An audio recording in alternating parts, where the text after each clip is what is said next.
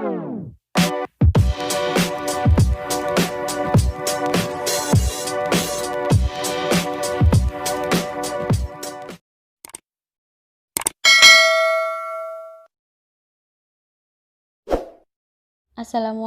warahmatullahi wabarakatuh. Saya Trianovi Herulandari, NIM T2019-8064, dan teman saya Vivin Naili Rizky T2019-8063, Dita Melani Pratiwi T2019-8078, dan Ahmad Ufik T2019-8076. Kami dari kelompok 6 akan menjelaskan tentang jaringan tumbuhan. Apa itu jaringan? Jaringan adalah kumpulan sel-sel yang memiliki struktur dan fungsi yang sama. Jaringan tumbuhan di sini dibedakan menjadi dua, yaitu jaringan meristem dan jaringan permanen. Perbedaan ciri-ciri antara jaringan meristem dan jaringan permanen.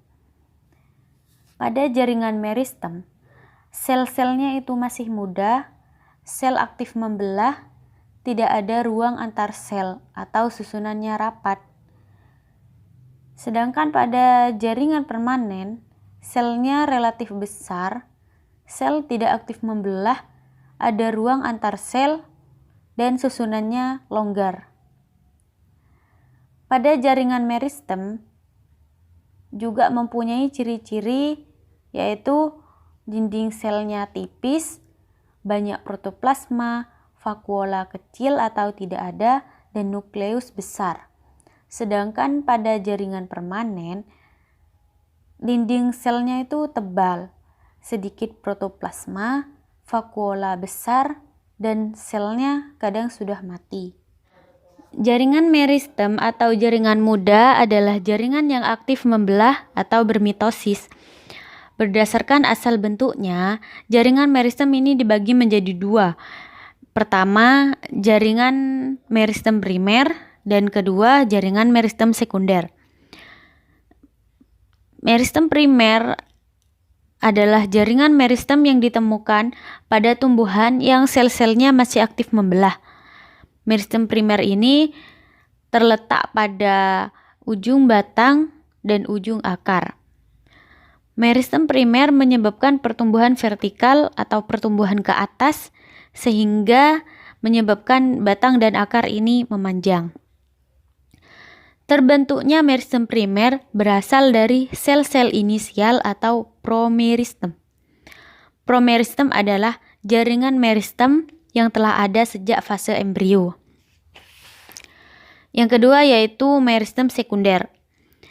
Meristem sekunder adalah jaringan meristem yang terletak di dalam batang dan juga akar suatu tumbuhan. Contohnya kambium. Kambium merupakan sel-sel tumbuhan yang aktif membelah dan terdapat di antara xilem dan floem. Jaringan meristem sekunder ini menyebabkan pertumbuhan batang dan juga akar menjadi membesar atau melebar. Terbentuknya meristem sekunder berasal dari sel-sel dewasa yang berubah fungsi menjadi sel-sel merismatik atau terus membelah. Pada masa pertumbuhan ini, kambium yang tumbuh ke arah dalam lebih aktif dibandingkan dengan kambium yang tumbuh ke arah luar. Hal ini menyebabkan kulit batang lebih tipis dibandingkan kayunya. Selanjutnya, berdasarkan posisi letaknya, jaringan meristem ini dibagi menjadi 3, yaitu meristem apikal, meristem lateral, dan juga meristem interkalar. Pertama yaitu meristem apikal. Meristem apikal adalah suatu meristem yang terletak pada ujung batang dan juga ujung akar. Meristem apikal ini menyebabkan pemanjangan batang dan akar pada suatu tumbuhan. Yang kedua yaitu meristem lateral. Meristem lateral ini terletak di dalam batang, sehingga menyebabkan membesarnya suatu batang tumbuhan. Meristem lateral disebut juga meristem sekunder karena meristem lateral merupakan sel kambium yang membentuk pembuluh batang atau kambium batang. Kambium merupakan lapisan sel yang bersifat merismatis atau terus membelah yang berperan memperbesar batang pada suatu tumbuhan. Contohnya pada pohon jati, pohon mangga, dan juga pohon rambutan. Yang ketiga yaitu meristem interkalar. Meristem interkalar adalah meristem yang terletak di pangkal ruas tumbuhan. Hal ini menyebabkan pemanjangan suatu ruas batang dan juga pembentukan bunga. Contohnya pada batang rumput-rumputan. Saya Vivi Nelly Rizky dengan NIM T2019-8063 akan melanjutkan pemaparan dari teman saya tentang jaringan parenkim. Jaringan parenkim merupakan bagian utama sistem jaringan dasar dan terdapat pada berbagai organ sebagai jaringan yang sinambung, seperti pada korteks dan embulur batang, korteks akar, serta jaringan dasar pada tangkai daun mesofil. Adapun ciri-ciri jaringan meristem yang pertama adalah dinding selnya tipis, dinding selnya jarang mengandung lignin. Yang kedua, bagian selnya mempunyai noktah-noktah yang menjamin lancarnya pertukaran gas. Yang ketiga, bersifat meristematis. Yang keempat, bentuk vakuola yang besar dan banyak. Yang kelima, berbentuk segi enam atau bulat. Yang keenam, terdapat ruang antar sel, dan yang terakhir adalah terdapat di antara jaringan yang lain. Adapun fungsi jaringan parenkim adalah untuk menyimpan cadangan makanan, tempat fotosintesis, sebagai penyokong tubuh saat vakuola berisi air, memainkan peran penting dalam proses menutup luka dan regenerasi, dan pembentukan akar dan pucuk adventif. Sel parenkim bersisi banyak dengan ukuran sedang, biasanya mempunyai 14 sisi. Pada sel yang lebih kecil, jumlah sisinya semakin berkurang, sedangkan pada sel yang lebih besar, jumlah sisinya semakin banyak.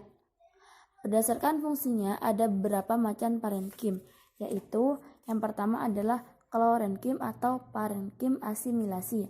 Adalah sel yang berisi kloroplas dan berfungsi untuk fotosintesis. Sel ini biasanya mempunyai sebuah atau beberapa vakuola, misalnya parenkim palisade pada daun karet. Yang kedua adalah parenkim penimbun, adalah sel parenkim yang biasanya berisi leukoplas atau cadangan makanan seperti karbohidrat, protein, dan lemak. Yang ketiga adalah parenkim air. Umumnya terdapat pada tubuh tumbuhan yang hidup di daerah xerofit, contohnya kaktus, dan tumbuhan epifit seperti tumbuhan sekulen. Umumnya sel berukuran besar, berdinding tipis, lapisan sitoplasmanya tipis, mengandung hanya sedikit kloroplas atau bahkan tidak ada sama sekali. Sel penyimpan air mempunyai vakuola besar yang berisi cairan berlendir. Yang keempat adalah aerenkim atau parenkim udara.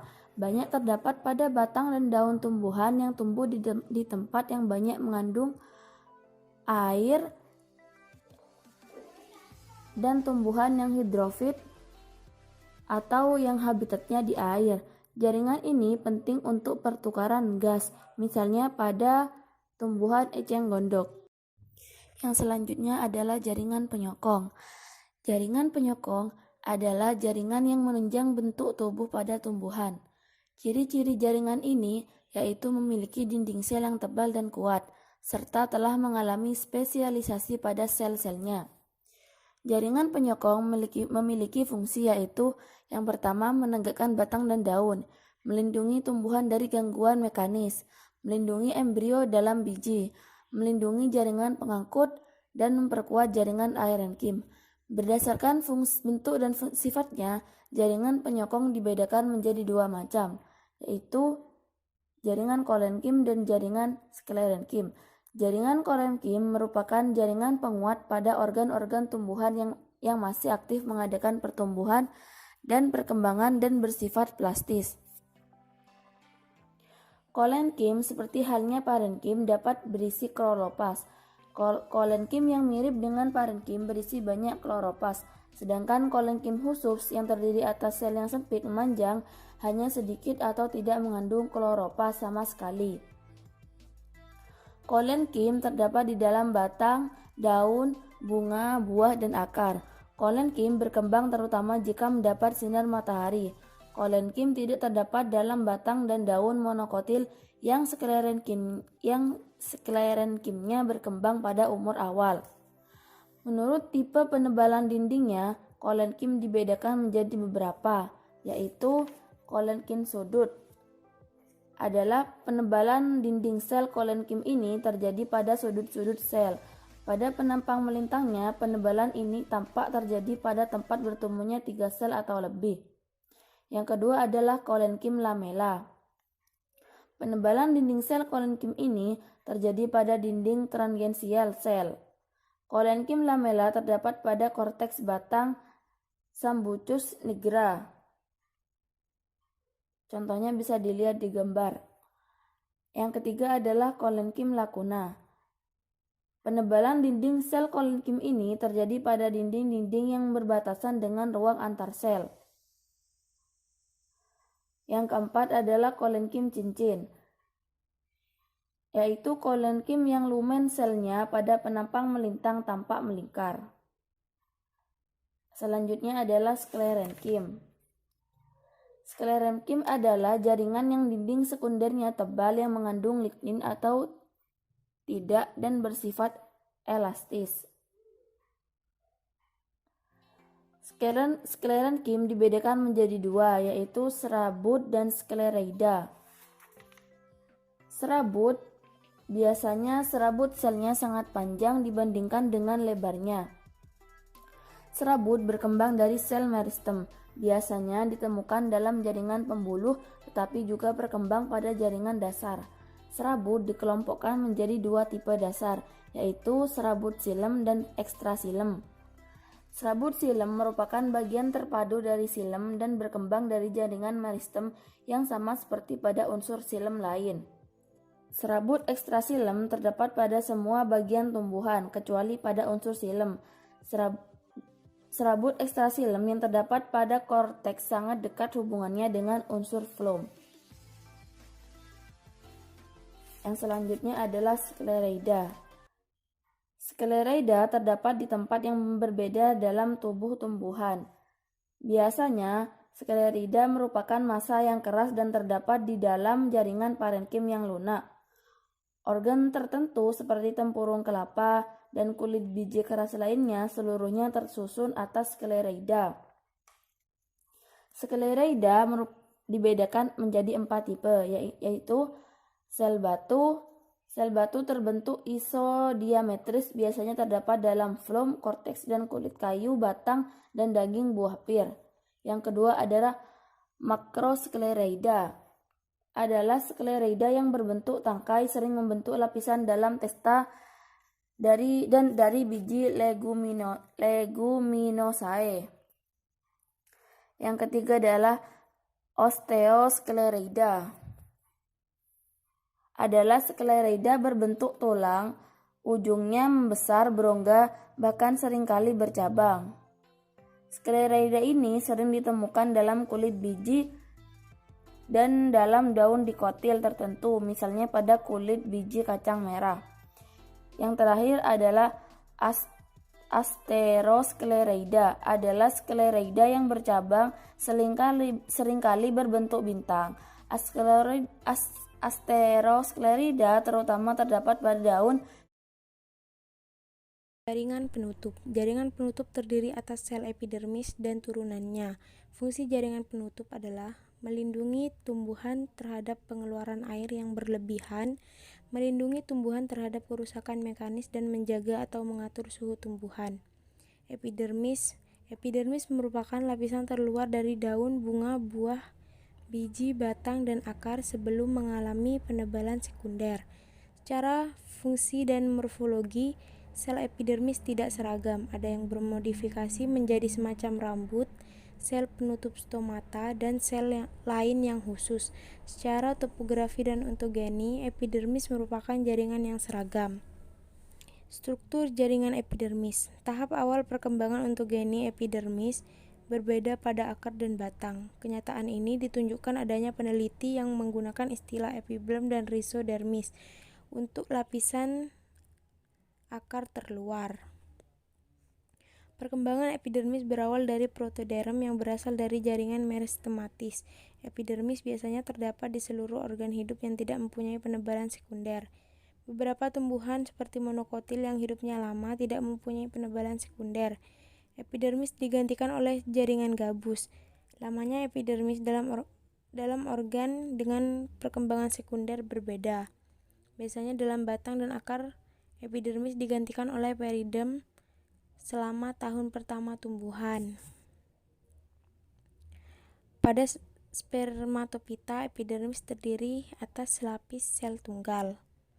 Sel lapisan dalam epidermis berlapis banyak pada daun berfungsi sebagai jaringan penyimpan air. Berbagai sel epidermis dapat dibedakan dalam tumbuhan yang berbeda. Sel epidermis biasa, sel dengan struktur khusus bentuk atau isinya, sel yang berhubungan dengan stomata, dan tambahan epidermis yang disebut trikoma. Sel epidermis biasa beragam bentuk, ukuran, dan susunannya, tetapi biasanya tersusun rapat membentuk lapisan padat dan tidak ada ruang antar sel. Dinding sel epidermis tebalnya berbeda-beda, ada yang berdinding tipis, ada yang tebal, dan ada yang dinding periklinnya lebih tebal daripada dinding antiklin. Yang kedua, senyawa-senyawa dalam jaringan epidermis. Di dalam sel dan jaringan epidermis terdapat berbagai senyawa, antara lain kutin, lilin, garam, lignin, getah, dan senyawa-senyawa lain. Kutin merupakan suatu senyawa berlemak yang biasanya terdapat pada dinding luar sel epidermis. Senyawa ini ditemukan di dalam dinding sel, ruang antar serabut, dan antar misela selulosa. Lilin. Timbunan lilin terjadi dalam bentuk butiran seperti dalam brasika dan dianthus atau sebagai batang seperti dalam sakarum. Lilin juga disimpan dalam bentuk keping atau sisik. Lilin pada daun dan buah penting untuk mengurangi kebasahan permukaan. Yang ketiga, garam. Penimbunan garam dalam bentuk kristal, misalnya dalam tamarik dan Plumbago capensis. Penimbunan minyak dan resin dalam eukaliptus seringkali terjadi pada permukaan kutikula atau di dalamnya. Yang keempat, lignin. Lignin jarang ditemukan pada dinding sel epidermis. Apabila ada, hanya terdapat pada bagian dinding atau hanya pada dinding luar. Yang kelima, getah. Dinding sel epidermis ada yang bergetah. Yang keenam, senyawa-senyawa lain. Sel epidermis biasanya mempunyai banyak vakuola, tetapi pada daun eukaliptus hanya mempunyai sedikit vakuola kecil. Selanjutnya, turunan atau derivat jaringan epidermis. Ada banyak sel yang merupakan turunan atau derivat dari jaringan epidermis, antara lain sel silika dan sel gabus, litosit, sel kapas, sel mirosin, sel penutup atau stomata, dan juga trikoma. Sel silika dan sel gabus. Pada Pteridophyta tertentu, seperti pada Gymnospermae, beberapa Gramineae, dan dikotil tertentu, terdapat sel epidermis seperti serat.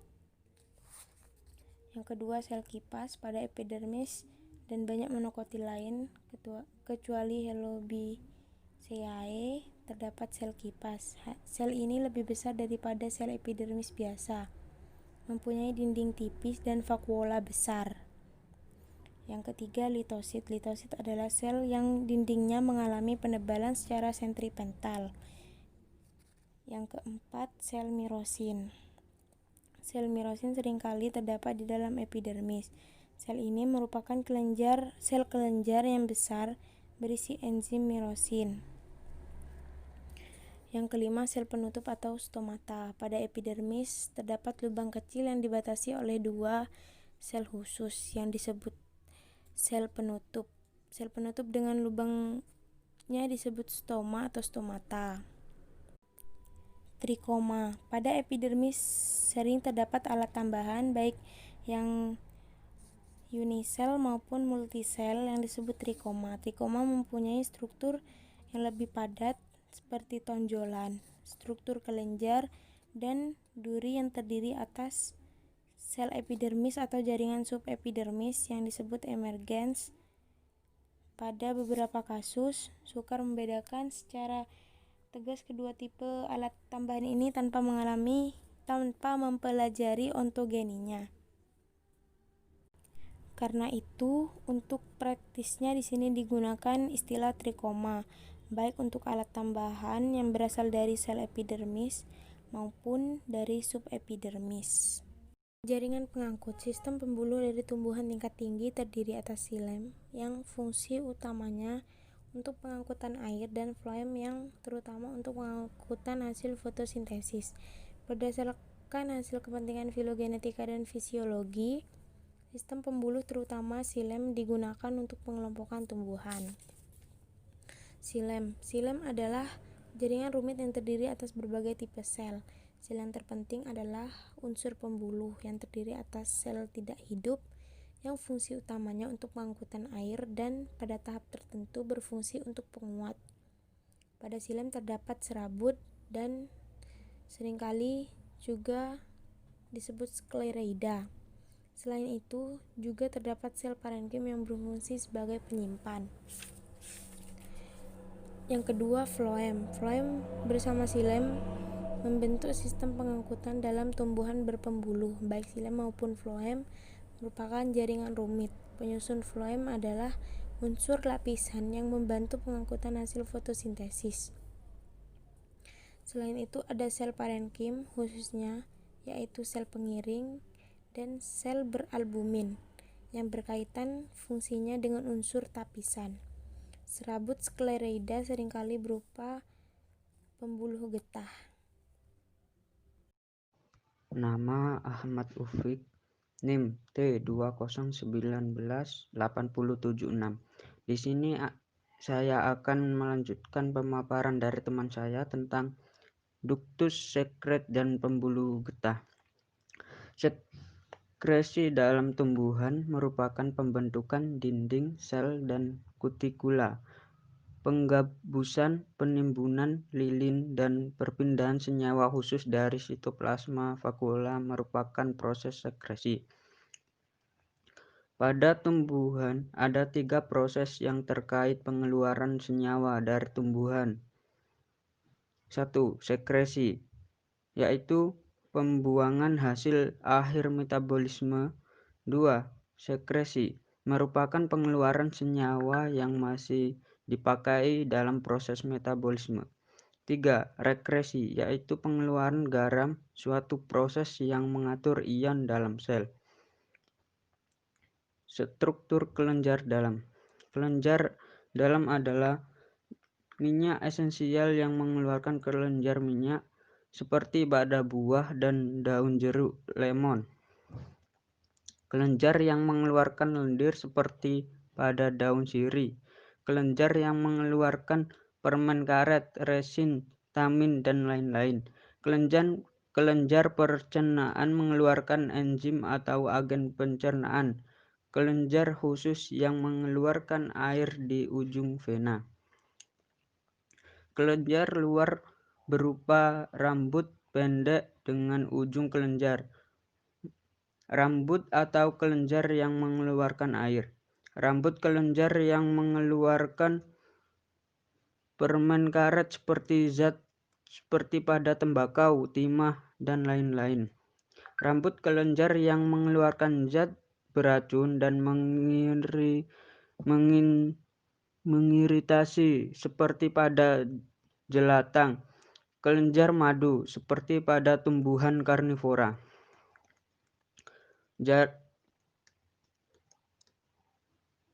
Jaringan luticiferus ini terdiri dari saluran berdinding tebal, sangat memanjang dan banyak bercabang yang mengandung jus berwarna susu atau kekuningan. yang dikenal sebagai lateks. Mereka mengandung banyak inti yang tertanam di lapisan tipis protoplasma. Mereka didistribusikan secara tidak teratur dalam massa sel parenkim. Saluran lateks di mana lateks ditemukan lagi dua jenis. 1. Sel lateks atau saluran lateks non-artikulasi. 2. Pembuluh lateks atau lateks yang mengartikulasi. Sel lateks juga disebut sebagai saluran lateks non-artikulat. Saluran ini adalah unit independen yang memanjang sebagai struktur bercabang untuk jarak yang jauh dalam tubuh tumbuhan. Mereka berasal sebagai struktur kecil memanjang dengan cepat dan dengan percabangan berulang bercabang ke segala arah tetapi tidak bergabung bersama. Dengan demikian tidak terbentuk jaringan seperti pada pembuluh lateks. Kepala lateks juga disebut saluran lateks artikulasi. Saluran atau pembuluh darah ini adalah hasil anastomosis dari banyak sel. Mereka tumbuh kurang lebih sebagai saluran paralel yang melalui percabangan dan anastomosis sering membentuk jaringan yang kompleks. Pembuluh lateks umurnya ditentukan di banyak famili.